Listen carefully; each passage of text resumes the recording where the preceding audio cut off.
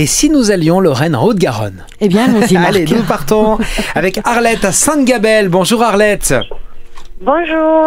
Arlette, votre question tout de suite maintenant. On vous écoute forcément pour Lorraine. Voilà, je voudrais savoir, pour l'avenir de ma fille Manon, qui a 20 ans, je voudrais savoir si elle la voit travailler, si elle trouve sa voie, parce qu'elle ne sait pas trop ce qu'elle veut faire, et si plus tard, elle fera sa vie.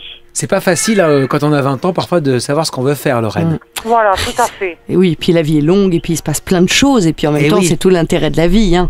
On part dans une direction, et puis les années passent, et puis on part dans d'autres voies ensuite. C'est bien de changer parfois aussi. Mais c'est même très très bien, oui, effectivement. Alors, concernant Manon, de toute façon, pour moi, elle est un petit peu effectivement perdue à l'heure actuelle. On me dit déjà, vous concernant vous directement, que vous avez besoin de souffler. Beaucoup d'inquiétudes, vous voyez, vous rongez beaucoup les sangs. Mais c'est normal, c'est votre fille. Mais on me dit en même temps que maintenant, elle a grandi, ça n'est plus une petite fille. Et donc, qu'il faudrait que vous soyez un petit peu moins protectrice, on va dire, vis-à-vis de votre fille. Vous voyez, vous essayez toujours de la mettre à l'abri, vous êtes très maman poule. Et trop, un petit peu trop, là, actuellement. Il faudrait vraiment la laisser faire et... Voilà, la laisser déployer ses ailes. À force de trop la protéger, sans le vouloir, hein, évidemment, c'est inconscient tout ça. Mais à force de vouloir de la coucouner, de la surprotéger un petit peu comme vous le faites, en même temps, vous l'empêchez de se responsabiliser et de déployer ses ailes. Il faut qu'elle se cogne un peu à la vie, ça fait partie du processus. Donc, voyez, et vous, de votre côté, vous avez besoin de vous occuper de vous et de souffler un peu.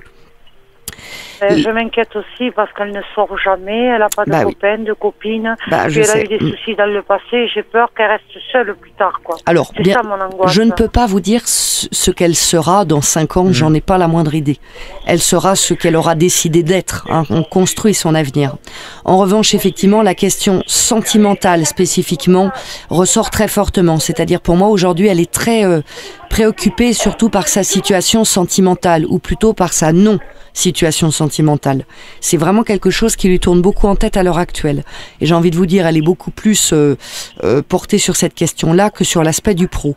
Ben oui, d'abord. Il y a quand même au niveau du sentiment, pareil, une déception qui ressort par rapport au passé pour elle. Donc, est-ce qu'à un moment donné, elle a été déçue d'un garçon, quelque chose l'année dernière. Ah bah voilà. J'allais dire peut-être qu'elle vous l'avait pas raconté ça, mais vous savez. Parce qu'on dit pas tout à ses parents, évidemment. Mais ça, c'est vraiment le sujet d'actualité pour elle. Elle est vraiment là-dedans.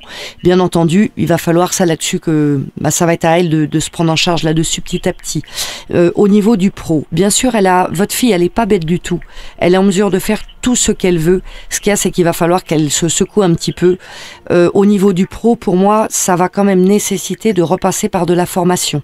C'est-à-dire pour moi, là, pour se remettre en route professionnellement, il faudrait qu'elle reparte dans une nouvelle voie au niveau professionnel, qu'elle se reforme et en partant plutôt dans les métiers du médical, paramédical.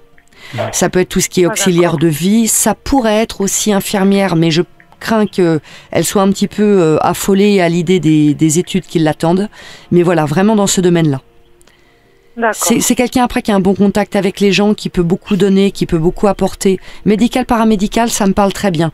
Donc pour moi, oui, il y a des choses à faire pour elle, mais on repasse par de la formation. Donc motivez-la pour qu'elle aille faire les recherches nécessaires. Elle peut dès cette année repartir dans une nouvelle dynamique, à elle maintenant de mettre les choses en place.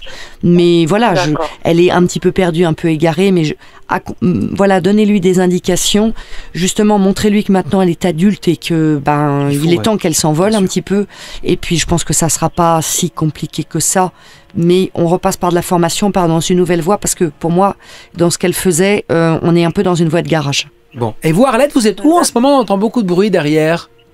Parce que là, j'ai amené une autre de mes filles à l'hôpital Rangueil. Ah d'accord, c'est pour ça qu'on entend du monde. Et on voit les gens passer, voilà. Bon d'accord, très bien.